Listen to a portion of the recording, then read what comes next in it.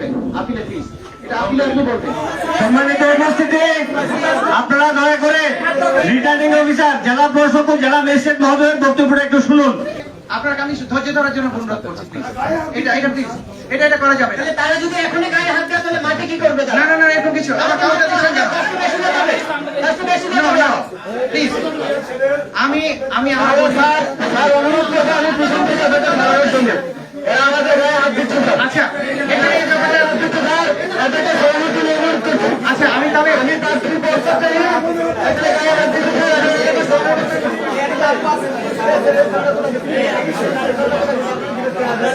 আচ্ছা, আমি আপনাদেরকে বলি